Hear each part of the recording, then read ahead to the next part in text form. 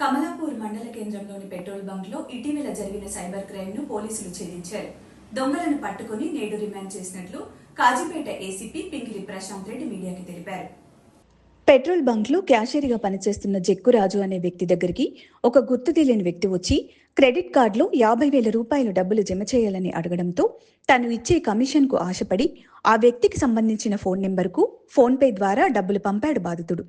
Commission కోసం సదరు వ్యక్తి ఫోన్కు ఫోన్ చేయగా ఫోన్ స్విచ్ ఆఫ్ రావడంతో బాధితుడు రాజు మోసపోయానని గమనించుకుని స్థానిక పోలీస్ స్టేషన్లో ఫిర్యాదు చేయగా ఫిర్యాదు స్వీకరించిన సీఐ నవీన్ తక్షణమే తన సిబ్బందితో కలిసి సీసీ కెమెరాలు పరిశీలించి ఆ దొంగలను పట్టుకుని నేడు రిమాండ్ చేసినట్లు కాజీపేట ఏసీపీ పింగిలి ప్రశాంత్ రెడ్డి మీడియాకు తెలిపారు. చాకచక్యంగా వ్యవహరించి దొంగలను పట్టుకుని కేసు ఛేదించిన ఎస్ఐ దిలీప్, ఉదయ్, భాస్కర్లను అభినందించారు. ఒక అపరిచిత వ్యక్తి కమలాపూర్ పెట్రోల్ బంక్లోకి, ఇండియన్ ఆయిల్ పెట్రోల్ బంక్లోకి వచ్చేసి తను అక్కడ ఉన్న క్యాషియర్కి మాయమాటలు చెప్పి తన దగ్గర క్రెడిట్ కార్డు ఉంది, ఆ క్రెడిట్ కార్డులో డబ్బులు కట్టాలి, అమౌంట్ కట్టాలి, కడితే రెగ్యులర్ అయిపోతుంది, మళ్ళీ మనకు 1,50,000 వరకు వస్తాయి, నువ్వు ఇప్పుడు కనుక నాకు 50,000 కనుక నాకు సహాయం చేస్తే, సపోర్ట్ చేస్తే నేను అది అమౌంట్ కట్టేస్తాను, తర్వాత అమౌంట్ వచ్చిన తర్వాత నీకు 2,000 కమిషన్ ఇస్తానంటే ఆ కమిషన్కు కక్కుర్తి పడి అక్కడ ఉండే క్యాషియర్ జక్కురాజ్ అనే వ్యక్తి డబ్బులు అపరిచిత వ్యక్తికి చెప్పిన అకౌంట్కు ఫోన్పే చేశాడు. ఫోన్పే చేసింది ఇదంతా జరిగింది ఫిబ్రవరి 3వ తారీఖు నాడు. తర్వాత అమౌంట్ అంతా క్లియర్ చేసిన తర్వాత ఎంతకు సాయంత్రం వరకు కూడా అతను ఏమి చెప్పట్లేదు, స్పందించట్లేదు చెప్పేసి ఇచ్చిపోయిన నంబర్కి ఫోన్ చేస్తే స్విచ్ ఆఫ్ వచ్చింది. అప్పుడు తను మోసపోయానని చెప్పేసి తెలిసి పోలీస్ స్టేషన్లో కంప్లైంట్ కేసు నమోదు చేసేసి స్థానిక పోలీసు వెంటనే ఎస్ఐ అండ్ హీస్ టీమ్ని ఈ యొక్క పరిశోధనకు ఎంటర్ చేయడం జరిగింది. దాంట్లో ఈరోజు వారిని అపరిచిత వ్యక్తి, అతనితో పాటు సాయం చేస్తున్న వ్యక్తులు ఇద్దరిని కూడా పట్టుకోవడం జరిగింది. ఆ వ్యక్తుల పేర్లు ఏంటంటే ఒకతని పేరు రాపోలు శ్రీనివాస్, రెండో వ్యక్తి సాయి చంద్ అని చెప్పేసి.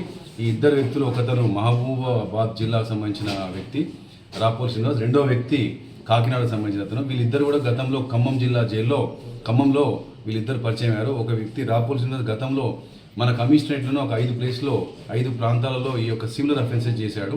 ఇలాగే పెట్రోల్ బంక్లకు వెళ్ళి క్రెడిట్ కార్డు ఇచ్చేసి అది క్రెడిట్ కార్డు అని చెప్పి అక్కడ ఉండే క్యాషియర్ను అతనికి స్టోరీ చెప్పేసి నమ్మించి డబ్బులు తీసుకొని కమిషన్ ఇస్తా అని చెప్పేసి పారిపోవడం జరుగుతుంది. ఇలా 5 వర్ధనపేట, లింగాలగన్పూర్, తర్వాత నెక్కొండ, తర్వాత పర్వతగిరి 5 చోట్లైంది. 5 చోట్ల కూడా కేసులు నమోదాయి. పర్వతగిరి కేసులో అతన్ని రిమాండ్ చేయడం జరిగింది. మళ్ళీ కొత్తగా ఫ్రెష్గా ఇప్పుడు మన దగ్గర పరకాల్లో, సుబేదారిలో, తర్వాత వర్ధనపేటలో కూడా చేశాడు. సో మొత్తం ఇప్పటివరకు ఈ యొక్క రాపోల్ శ్రీనివాస్ 9 కేసులలో అతను అఫెన్స్ చేశాడు. 9 ఇన్సిడెంట్లలో. ఈ సాయి మాత్రం ఈ యొక్క కమలాపూర్ కేసులో ఉన్నాడు. వీరిని అరెస్ట్ చేసి జ్యుడిషియల్ కస్టడీ తరలిస్తున్నాం.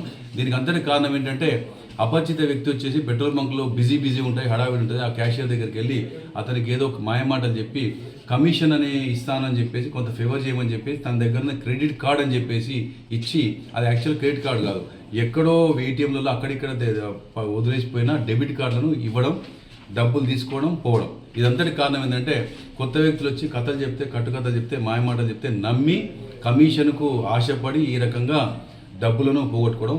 ఈ మొత్తం 9లో ఒక కేసులో మాత్రం, వర్ధనపేట సంబంధించిన కేసులో మాత్రం ఆటో డ్రైవర్ను నేను లోన్ ఇప్పిస్తాను, ఎటువంటి ఇష్యూస్ లేకుండా తొందరగా మీకు లోన్ ఇప్పిస్తానని చెప్పేసి అతని దగ్గర 80,000 రూపాయలు తీసుకున్నాడు.